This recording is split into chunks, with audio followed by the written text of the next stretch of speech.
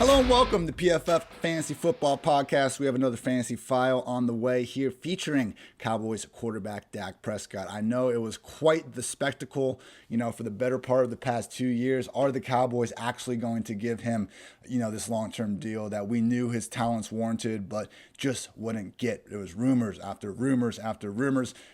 Okay, he is finally going to be a Dallas Cowboy for the foreseeable future. Jerry Jones has paid him far too much money to make that anything other than the outcome here again for the foreseeable future. So very excited for Dak that he got paid. But people, I understand if you're not the biggest Dak stan super fan at this point in time. One playoff win, even though he played great in that Packers loss, and he really wasn't I would say the overwhelming issue in that Rams loss they had either. I just think that Dak, he doesn't get the love of the public, I think, because for a long time, 2016, everything was set up pretty great for him.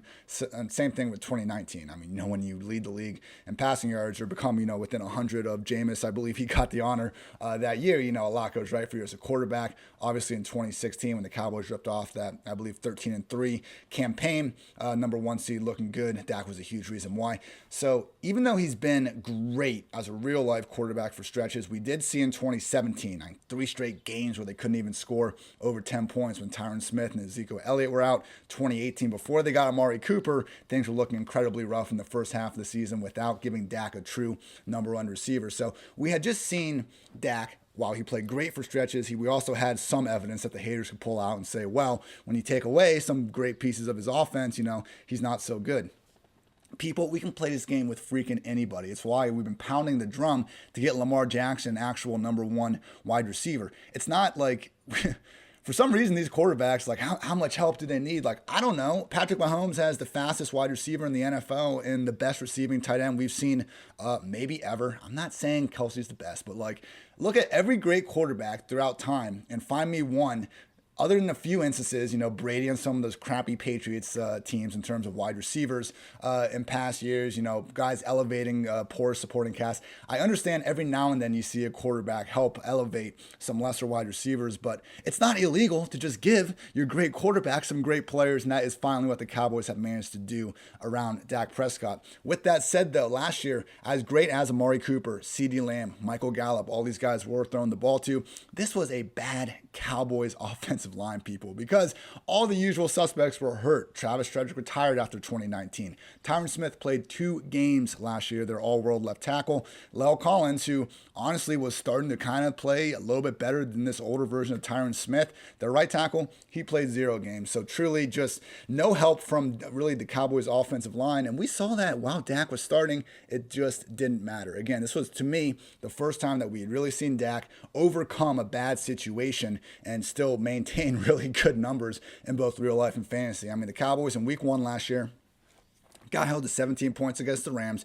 If you remember that game, should have gone to overtime. Dak threw a perfect 50-yard pass to Michael Gallup, about 20 seconds left. And Jalen Ramsey, one of the strongest and most physical cornerbacks in the league, did a hell of a job pretending like Michael Gallup pushed off on him. But whatever, middling game against the Rams, fine. 40 points against the Falcons, 31 points against the Seahawks, 38 points against the Browns, and 37 points against the Giants were the other 4 performances we got to see Dak Prescott. And my point in saying this, people, because look, I get it, those aren't fabulous defenses, but my goodness, the way this team fell off afterwards, 10 points against the Cardinals, 3 points against Washington, 9 points against Philly, 19 points against the Steelers.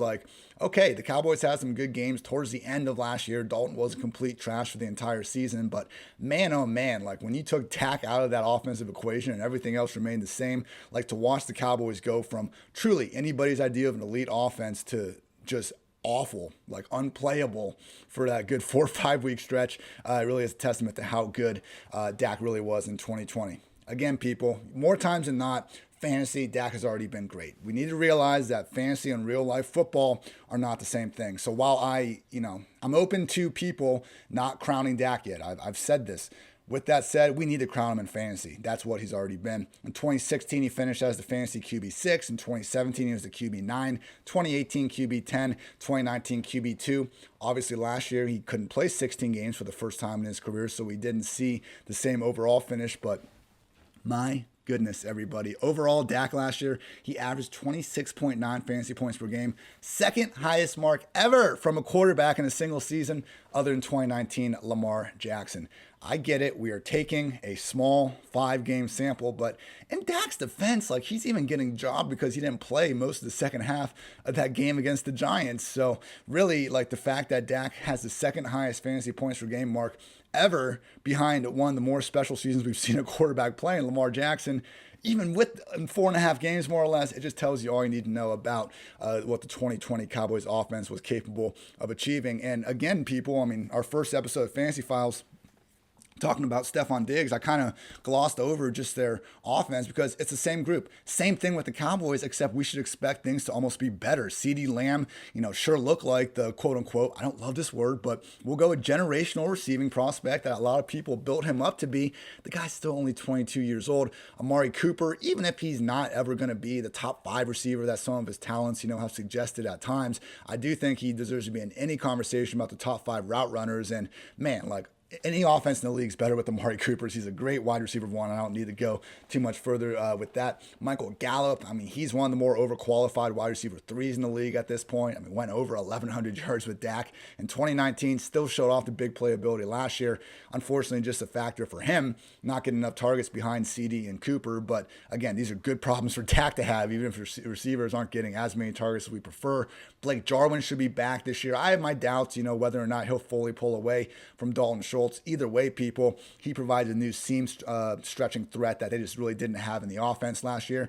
And then, like, Zeke was terrible last year as a receiver. Him and Miles Sanders tied for the position lead in drops. But, normally Zeke he's always been a great pass blocker. Hopefully he picks it up as a receiver. And if not, that just means we get more Tony Pollard, who we know is electric in space. And, being that former wide receiver running back hybrid position that we also saw Antonio Gibson play with Memphis, like, we know Pollard can do big things as a receiver. If Zeke continues to struggle and that means Pollard gets out there, that could end up being a net positive for Dak. So hopefully more health for Dak, hopefully more health for his offensive line, and we're going to see just even bigger and better things because these skill position players, people, remain as loaded as ever before. And I mean, I don't think this defense is going to be great. Like, they'll probably improve because we see it's usually pretty rare to see bad defenses stay awful year in and year out. It's already, a little bit fluky just in terms of turnover luck and, what the offense is doing to help them out. So it's, I'm much more confident in expecting year-to-year progress from offenses than defenses.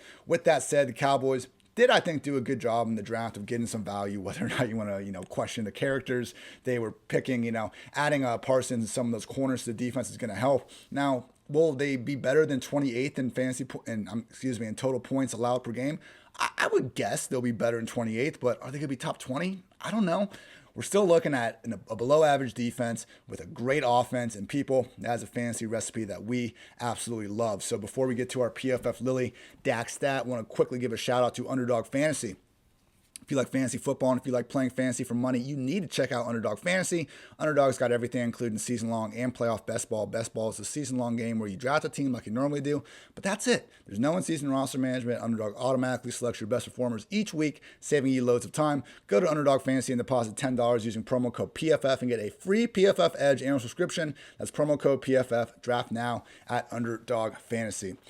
So my PFF Lily Dak stat, I kind of messed this up in a tweet, which was unfortunate. But at first, I thought that Dak Prescott and Daniel Jones, who played 14 games last year, again, Dak was about 4.5, I thought they had scored the same amount of touchdowns because Jones had 11 passing, 1 rushing. Dak had 9 passing, 3 rushing.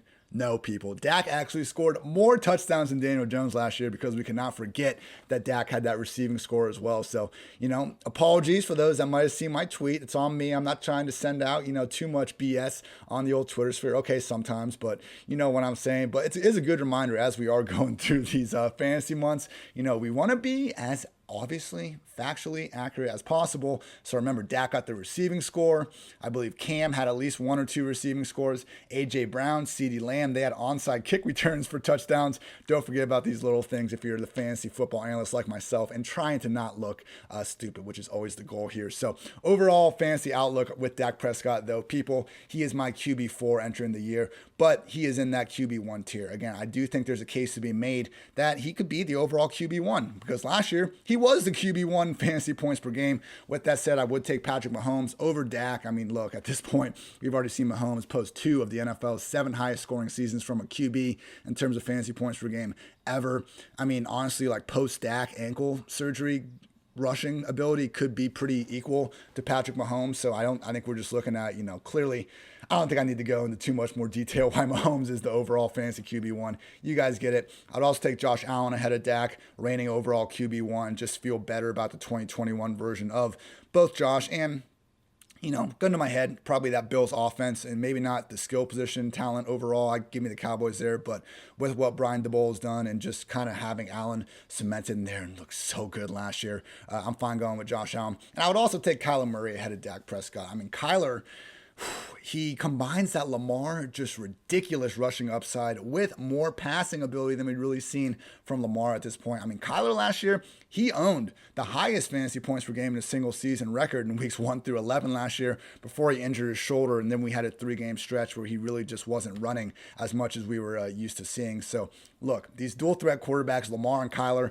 if they can get their good passing years, like they are going to rise to the top. So I have Lamar as my QB5 still in tier 1. If you want to shuffle these guys, I'm not in a big disagreement. Again, I think every single guy here has a case as the overall QB1. That's why they're in the top tier. So Dak QB4 for me. Again, just think the skill position talent combined with the defense being bad and combined with Dak being a demonstrated great fantasy QB. Too much to pass up. I understand if you're more of a late round guy and a quarterbacks, just the quarterback range usually. But I would say, people, if you're going best ball, it's good to have one of these quarterbacks before round 7 or 8. You don't want to be really dumpster diving too much. So as much as I love my guy Ryan Fitzpatrick late round QB season, don't be afraid to go get Dak early, because it's pretty rare to see some of these fantasy stacks where you don't really have to spend a first or even a second round pick on the receivers. That is what we have with Dak. Like, he's expensive for a QB, but Amari Cooper, he's going in the wide receiver 2 range. So is CeeDee Lamb. Michael Gallup is even cheaper, and Blake Jarwin and Dalton Schultz are pretty much free. So Cowboys offense, we all love it, and not quite as expensive a stack as some might think. Quick shout out to DraftKings before we get out of here. DraftKings Sportsbook is giving you a chance to lower the over-under on a featured playoff game. All players who place a bet on the featured basketball game will have a hand in lowering the over-under in the game. That's right, for every 1,500 players who bet the over on the select game, the over-under will drop by 1 point. DraftKings is safe, secure, and reliable, so you can deposit them with withdraw your funds at your convenience. So download the top-rated DraftKings Sportsbook app now and use promo code PFF when you sign up to hammer the over. For every 1,500 people that bet the over in the featured game, line will decrease by 1 point. Yes, this is your chance to improve the odds of the over hitting, so tell your friends and family, call your wife, call your kids. This is a team effort. Hammer the over and improve your odds of doubling your money. That's promo code PFF for a limited time only. Only at DraftKings Sportsbook. Must be 21 or older. New Jersey, Indiana, or Pennsylvania only. Restrictions apply. Maximum $25 wager. Sheesh. 1 per customer. Offer ends May 23rd, 2021. See DraftKings.com/sportsbook for details. If you have a gambling problem, call 1-800-GAMBLER, or in Indiana, 1-800-9-WITH-IT. Thank you as always for tuning in to PFF Fantasy Football Podcast. Stay tuned for more Fantasy Files throughout the summer. I'm Ian Hartitz, and until next time, take care, everybody.